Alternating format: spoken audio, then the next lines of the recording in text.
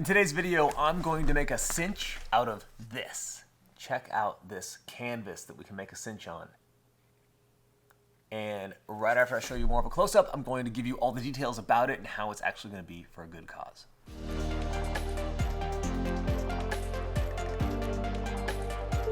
This cinch body was made by Kendal Taylor out of Utah. She does custom hand tooling, and I actually just checked her Instagram, which you can see right here.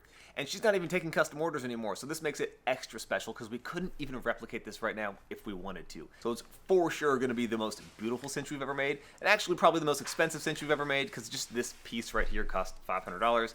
And took her a really long time to make, so I'm super grateful that she made it. And we're gonna actually end up auctioning this off for charity, so hopefully you can give me suggestions as to what charity we should donate the proceeds to. But for now, we're gonna get cracking on this, figure out all the different colors and accents and buckles and leathers and all the stuff to do to actually make a final cinch out of this, and you'll be along for the ride. So come on, let's do this. Okay, our first order of business here, we're gonna prepare the cinch for some Velcro and some reinforcements. And you can see right here what we have is obviously the cinch leather. We have some webbing to back it with, and this is actually a unique type of Velcro that's going to attach to the liner.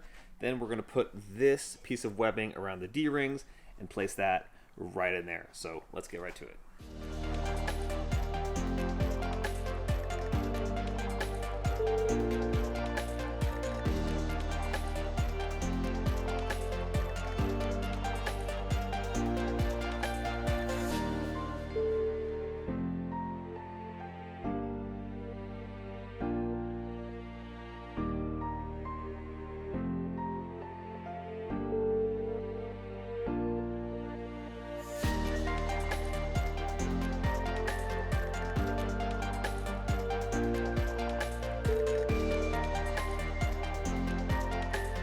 Real quick, if you're enjoying this video so far, please do us a solid and like the video and subscribe to the channel. It'll help us continue to do projects like this. And on the topic of projects, if you have something special you'd like to see made, either a special material or a unique product or idea or invention or something like that, we're all ears and would love to make some wacky stuff and share it on the channel. Just be sure to share it in the comments and we might just actually make it. All right, back to the episode.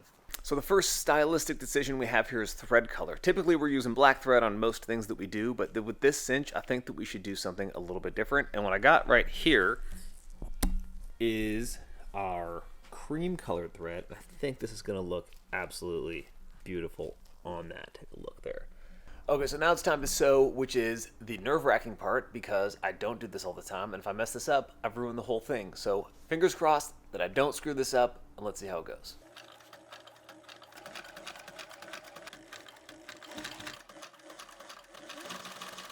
So we have the cinch body largely made here. It's just about all the business is taken care of. Now it's time for the fun part. So we're gonna pick the leather accents to use on it. Now, these guys over here have already voiced their opinions.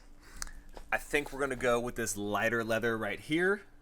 The other option was this leather right there, but I think they got it right. I think the light leather is the way to go. So I just got booted to the other side of the table because we're an actual shop making actual things and people needed space to make saddle pads. So if my background looks different, that's why. But back to the cinch. Check it out. So we've made our way to putting on the buckles. You got the one buckle here with some mil-spec webbing right there. And then on this side, similar, another buckle right there. This, if it looks different, that's called the balance buckle. It's a buckle we designed in-house. I could spend 10 minutes explaining why that's absolutely amazing, but I won't bore you. I'll spare you the sales pitch. Basically, this buckle makes the cinch work so much better. It's so much more effective. It has a ton of versatility, but that is a topic for another video. We're making a cinch here. So anyway, I'm sizing up where I want this buckle to sit. I'm going to end up trimming this, wrapping this with leather, and then sewing over that, and that's how we're going to make it look cool. And same thing on this side. Then the only thing we got after this is the keeper. We're going to do a unique keeper design over here too, so that'll be the next step. So I finally got the buckles ready to sew on. It was a huge hassle, which is why you're not seeing the video of it, because it makes me look like I don't know what I'm doing. It took me forever, but I got these guys wrapped. The webbing is wrapped. It's all smooth on the back, so we should have a clean finish.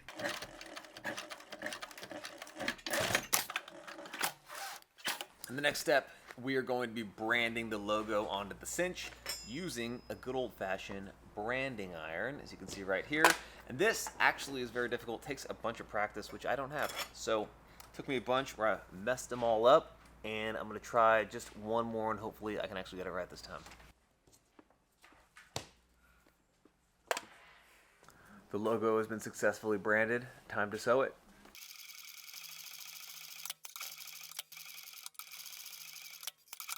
If you're curious how many tries it took me to get this branding right, let's count.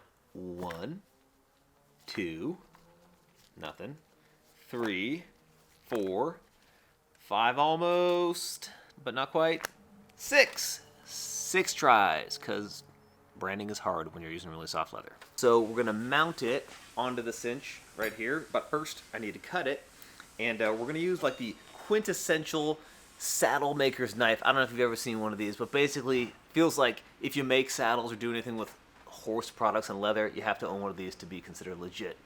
And here we have it. So let's slice into this thing.